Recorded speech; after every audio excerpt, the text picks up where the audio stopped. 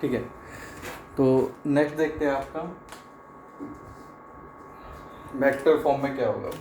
Bye-Savart's law in vector, bye-Savart's law in vector form.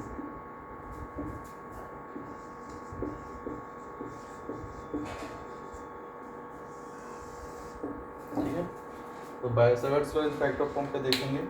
जैसे कि हमने पढ़ा, फॉर्मूला क्या था, छोटा सा मैग्नेटिक फील्ड dB, ठीक है, that is equals to mu not by 4 pi, जो k का वैल्यू था, that is ideal sine theta divided by r square.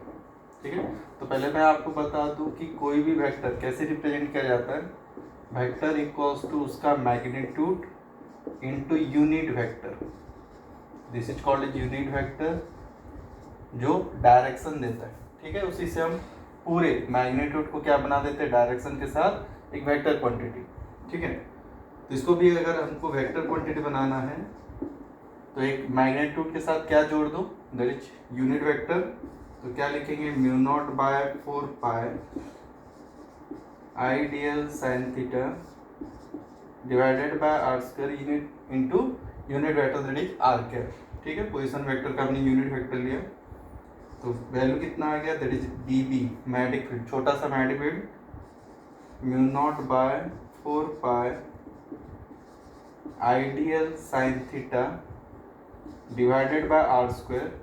और यूनिट वेक्टर को कैसे रिप्रेजेंट करेंगे, that is vector divided by उसका मैग्नीट्यूड।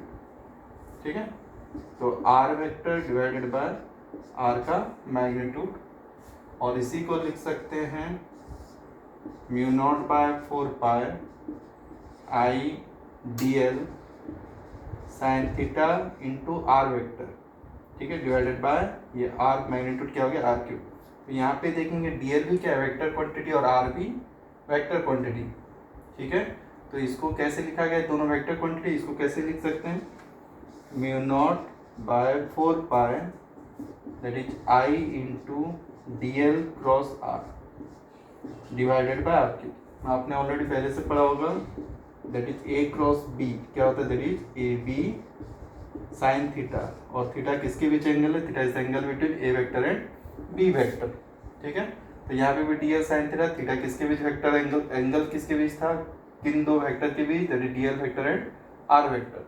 तो ये dB मैग्नेटिक फील्ड का formula, that is mu not into I D L cross are divided by 4 pi R cube. ठीक है, तो यहाँ पे देखेंगे इसी फॉर्मूले को लेके आ रहे हैं। जैसे मान लो dB vector mu not by 4 pi I into D L cross are divided by r cube. तो इससे पहले मैंने आपको 2D में डायरेक्शन बताया था, 2D में मैग्नेटिक फील्ड का डायरेक्शन बताया था कैसे, या तो यूज करो राइट हैंड थंब रूल, या तो यूज करो दैट इज चीटा रूल। ठीक है, 2D प्लेन पे।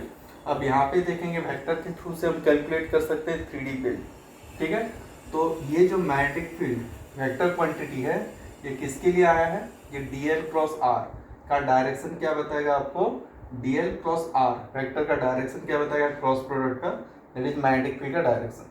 ठीक है, तो मैग्नेटिक फील्ड का डायरेक्शन कैलकुलेट करने के लिए, डायरेक्शन के लिए हम वेक्टर या तो क्रॉस प्रोडक्ट का यूज भी कर सकते हैं। क्रॉस प्रोडक्ट किसके बीच, that is D L vector cross of R vector. ठीक है, तो मैं आपको एक रूल बता देता हूँ, जैसे कि हम इसको क्रॉस प्रोडक्ट का यूज करने के लिए right hand palm rule use करते हैं। राइट हैंड पाम रूल, ये और एक रूल है जिसके थ्रू से हम डायरेक्शन कैलकुलेट कर सकते हैं, किसका, मैग्नेटिक फील्ड का। तो राइट हैंड पाम रूल के हिसाब से क्या कहेगा, dB जो मैग्नेटिक फील्ड है, ठीक है, ये dl वेक्टर, ये r वेक्टर, तो dl हमेशा रहेगा फर्स्ट वेक्टर,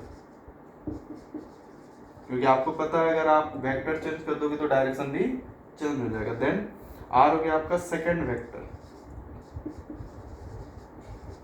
इन दोनों के क्रॉस प्रोडक्ट क्या देंगे, resultant vector that is dB vector, resultant vector. तो फर्स्ट वेक्टर की तरफ रखो थंब, प्रैक्टिस करेंगे ये घर पे, बता दूंगा मैं। Release the fingers towards second vector, तो फेस ऑफ द पाम, क्या देगा आपको, देयर इज रिजल्टेंट वेक्टर। तो पहले से याद रखेंगे, फर्स्ट वेक्टर की तरफ थंब, रिलीज द फिंगर्स, सारे फिंगर्स को रिलीज करना है towards the second vector, first vector के thumb, release the finger towards the second vector, then face of the palm will give you the direction of magnetic field. ठीक है, इसका मैं एक एग्जांपल दे देता हूँ आपको। जैसे यहाँ पे देखेंगे कि मैंने जो बताया था आपको, स्ट्रेट कंडक्टर, ये वायर है, इसके पी पॉइंट में मैग्नेटिक फील्ड का direction by using cheetah rule कर लो। चीटा रूल से इस वायर से मैग्नेटिक फील्ड क्या बनेगा, inward, by using this vector फॉर्मूले से कैलकुलेट करते हैं।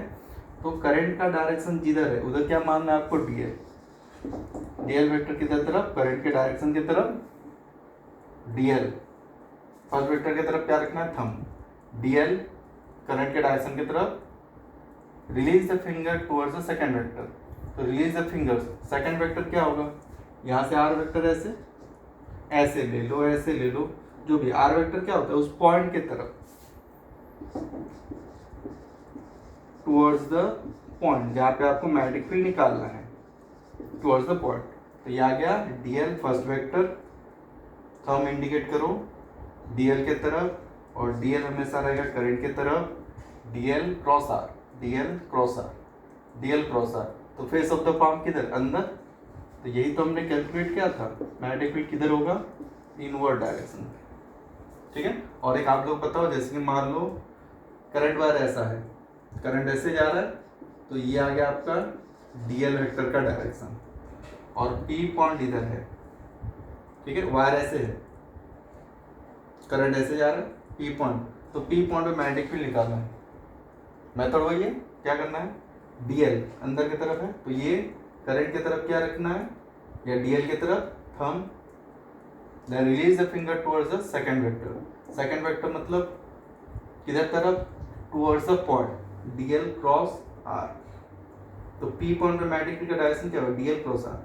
तो face of the palm, release the finger, resultant vector किधर होगा, फेस ऑफ द पाम, ये डीएल करंट की तरफ, थंब का direction DL cross r, this r vector towards the point